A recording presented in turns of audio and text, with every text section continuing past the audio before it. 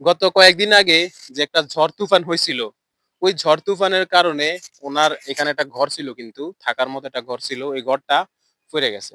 এখন উনি এলাকাবাসীর থেকে কিছু সহযোগিতা নিয়ে উনি একটা ঘরের কাজ ধরছে। এই যে দেখতে পাইতেছেন আপনারা, ঘরের জন্য ফিলার গুলা বসানো হয়েছে।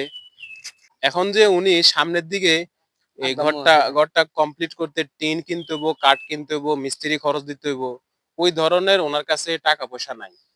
তো এই জন্যই মূলত এই ভিডিওটা করা।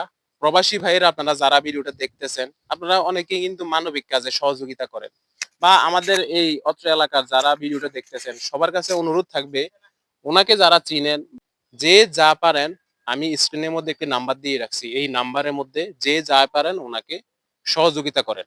এই লোকটার আর কোনো রাস্তা নাই, এই কারণে উনি আজকে ভিডিওর মাধ্যমে আইসা সহযোগিতা চাইছে। ঠিক আছে মামা? ঠিক আছে।